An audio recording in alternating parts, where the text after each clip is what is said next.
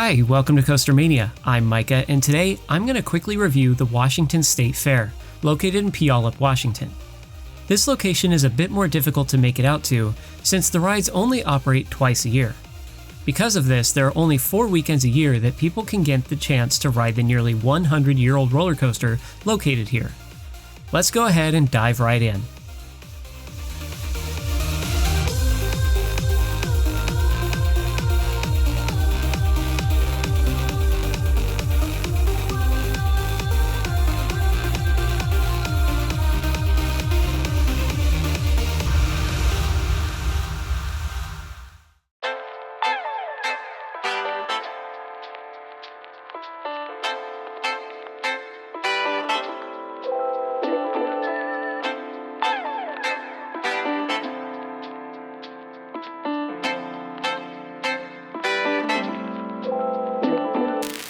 Unlike in my full-length reviews, where I discuss 10 different parts about the park and rank them individually, I'm going to talk about what the park does right and what it might need improvement on.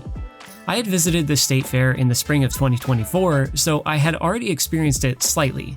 However, I only rode Classic Coaster and took some videos and photos of that ride, and didn't spend much time doing anything else. This year, both Katie and I got the chance to visit, so we took more time to enjoy the rest of the fair while we had the chance. Without further ado, let's move into this review. The Washington State Spring Fair is an interesting one, since, as I mentioned earlier, it's only open 4-ish weekends a year. It is also run entirely like a state fair, meaning you'll get the full carny experience. We found out that most of the rides here are owned by Funtastic Rides, who are based out of Portland, Oregon. The first major thing I feel like I should mention is the 2 major coasters. Classic Coaster and Wildcat are both very historical rides for different reasons. Classic Coaster opened in 1935 and was designed by the legendary John A. Miller. Wildcat is a Schwarzkopf Wildcat and was opened in 1985. This type of ride model is very rare nowadays. Both of these coasters were surprisingly smooth and forceful and felt like a great fit. In some ways, it almost makes me sad that you can't ride these coasters more often, but they probably wouldn't have lasted as long as they have if that was the case. Speaking more specifically on the coasters themselves, Classic Coaster was amazing and had a huge moment of airtime right after the first turnaround. If you're not prepared, this can really catch you by surprise. I also found the most airtime in the second half of the ride best experienced in the front row. However, the back row did provide for a great ride experience too. One thing I would highly recommend, however, is to not go on the first weekend if you have a chance. Classic Coaster can definitely take some time to warm up, and on the first weekend of the fair, it crawls through its layout. Wildcat is in a fairly similar situation, as when I went in 2024, it didn't even open for the day because of how slow it was running. Moving on to the rest of the fair, there are a ton of classic Fairground flat rides that you expect to see here. The food that we tried was not actually all that bad, and priced at what you'd expect to find at a fair. The animal experience are just about what you'd expect, and there's a large variety of different animals here. Of course, you have the pig races and the exhibit building with all the local vendors. Everything else here was typical fairground stuff.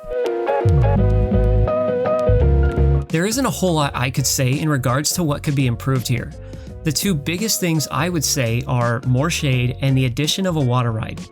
Like most fairgrounds, this place is mostly asphalt. I know it would be difficult to implement shade, as this would add to the complexity of moving rides and attractions in and out of the fairgrounds, but it would be nice if they could find some way to accommodate this. Next is the addition of a water ride. At one point in time, they did have one called Kersplash, but they haven't replaced it yet. Just adding more ways for guests to cool off would be the best thing to do in my opinion. The fairgrounds were great.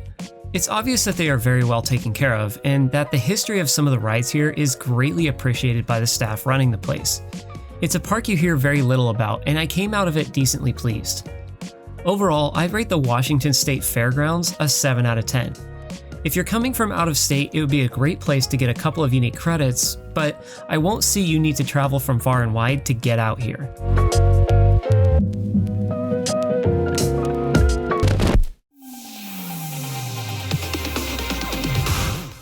Thank you so much for watching this video. Don't forget to leave a like and comment below and hit that bell icon. Special thanks to our Patreon supporter, Future Collective. $1 a month helps me bring even more content to you guys, and I even have some exclusive content coming, so check it out.